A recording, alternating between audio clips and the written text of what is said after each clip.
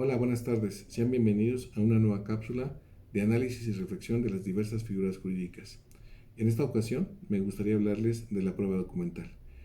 No obstante, debemos definir qué debemos entender por documento. Documento es aquel donde consta en forma fehaciente e indubitable la voluntad de su creador. Esto se puede hacer a través de signos inequívocos como puede ser la escritura o la firma. No obstante, muchas de las veces en la papelería venden formatos de contratos de arrendamiento de compraventa y únicamente se estampan las firmas. Esto significa que al estampar una firma o estamparle un texto, esto lo hace como prueba documental.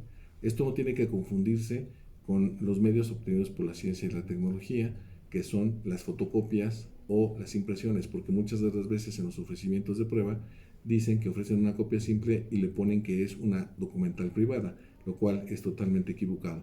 Es un medio obtenido por la ciencia y la tecnología, una copia simple, una fotografía, y esto no tiene el carácter de prueba documental. Y obviamente no podríamos establecer que estos medios obtenidos por la ciencia y la tecnología sean objetables, porque lo que se objeta son las pruebas documentales o lo que se impugna son pruebas documentales. ¿Por qué? En este sentido, debemos establecer que los medios obtenidos por la ciencia y la tecnología, como en el caso de las fotocopias, son fotografías que se obtienen de un documento que se pone en una maquinaria que lo único que hace es reproducir su contenido a través de ¿qué? De una fotografía. Que esto puede ser manipulable, sí puede ser manipulable, y que obviamente no podemos tener la certeza de quién elaboró ese documento. Bajo estos lineamientos, la prueba documental se divide en documental privada y documental pública. Documental privada, como lo dije en un inicio, es aquel documento donde consta en forma fehaciente la voluntad de sus creadores, por cualquiera de los signos inequívocos, y necesario que se exhiba ante un órgano jurisdiccional los documentos originales del documento fundatorio de su derecho, o bien como un medio de prueba. Así las cosas, la prueba documental pública consiste en aquel documento que es expedido por alguien que tiene facultades otorgadas por la ley para poder verificar la certeza, para poder fedatar un acto y darle certeza a ese acto y transcribirlo, como es el hecho o la participación de los notarios al momento de que se elabora un instrumento público. Ahí participan sus creadores y el notario transcribe su voluntad en un instrumento que le llamamos escritura posteriormente y donde en su presencia ellos manifiestan su voluntad a través de estampar su firma en ese instrumento notarial. Y por lo tanto, esto sí es un documento público, o bien lo que hacen los corredores públicos en el comercio mercantil. Luego entonces, en este caso particular, también debemos establecer una situación interesante. Cuando se lleva a cabo un cotejo de una prueba documental por parte de un notario, se dice o se piensa que es una documental pública. Totalmente equivocado, o al menos su servidor no comparte esa perspectiva, porque si bien es cierto, el notario está dando fe de que lo escrito o el documento original que tiene a la vista contiene y coincide en cuanto al contenido que tiene la copia simple o la transcripción que se hace, eso no significa que el notario haya verificado la voluntad de sus creadores o quienes hayan participado en esto. Por ello, sigue siendo una documental privada que únicamente se fue cotejada, y que el hecho de que el notario o el corredor público lo hayan cotejado no le da la característica de una documental pública. Nada más es una documental pública porque fue fedatada o fue una copia certificada, pero no se dan los supuestos de un documento público. Bajo estos lineamientos también no debemos confundir lo que también la doctrina o la jurisprudencia establece cuando estamos en presencia de un documento de fecha cierta. Un documento de fecha cierta, estamos también en presencia de una documental privada en donde únicamente se tiene que dar certeza a la celebración del acto jurídico, sea de acuerdo al criterio de la Corte, por la muerte de alguno de los contratantes o la muerte de alguno de los testigos que hayan participado, o bien que se haya llevado ante un fedatario público.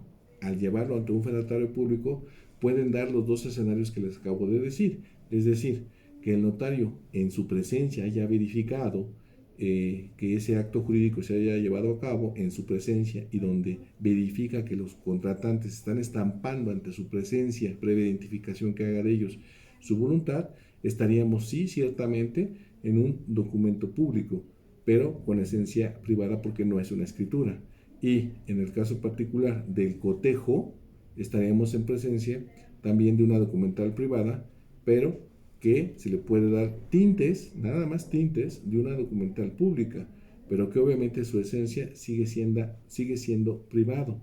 Y obviamente el cotejo que se hace de un original, ¿sí? De acuerdo con la Corte, tiene el carácter de fecha cierta, pero es únicamente para darle certeza al acto jurídico.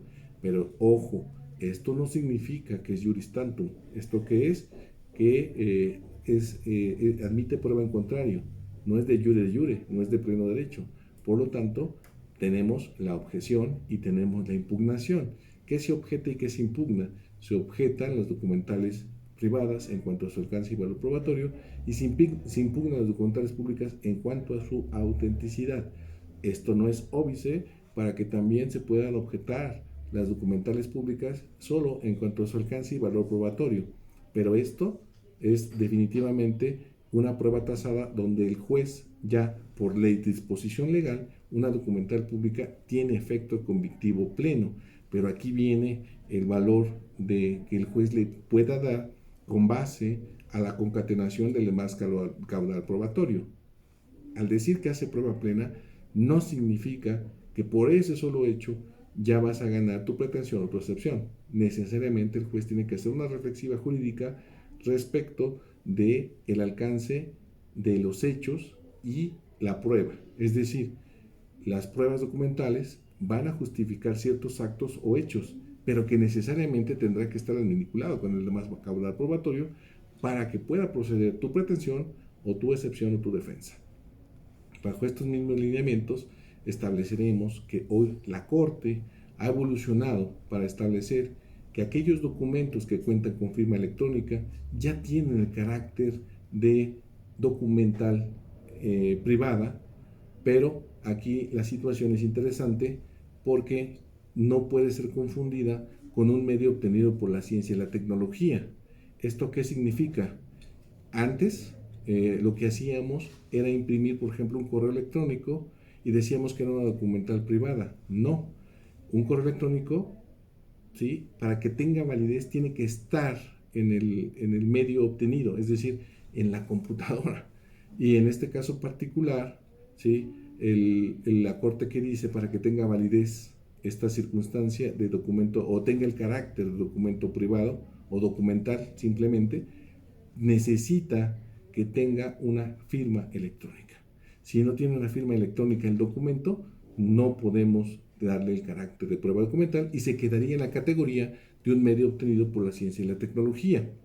Esto se debió gracias a la reforma que se dio en el Código de Comercio, en el Código Federal de Procedimientos Civiles, aproximadamente por el año 2000-2002, en donde se reformó el artículo 210A del Código Federal de Procedimientos Civiles y el Código de Comercio a través del comercio electrónico, porque saben perfectamente que hoy en día celebran compraventas por medio de Internet y también aquí vamos a hacer una situación.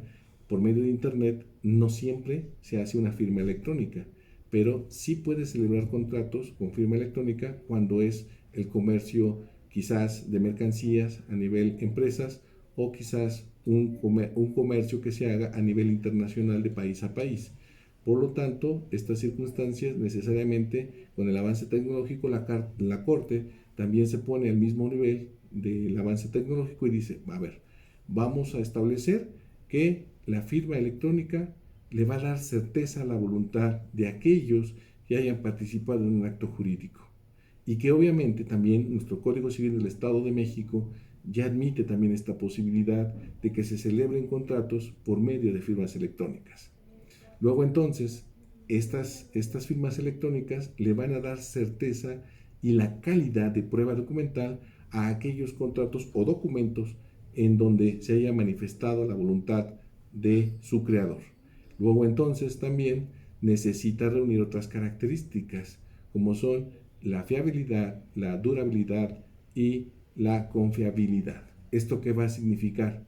Que debemos, vamos a suponer que el documento que está impreso con la firma electrónica ya se perdió o se rompió o simplemente no se encuentra. Bueno, entonces la información queda establecida quizás en un disco duro y por lo tanto eso se llama fiabilidad, confiabilidad y durabilidad, porque se tiene que almacenar la voluntad de su creador y puede volverse a imprimir y sin ningún problema, contando con la firma electrónica, vale. Y hoy lo vemos también reflejado en el tribunal, en el caso del Estado de México, con el tribunal electrónico, donde las partes ya pueden promover sus peticiones al órgano jurisdiccional y el órgano jurisdiccional sus determinaciones contando con firma electrónica.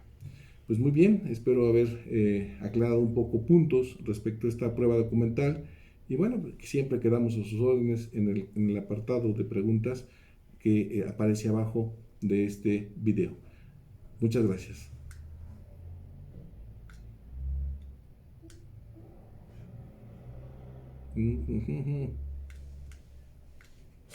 No se para.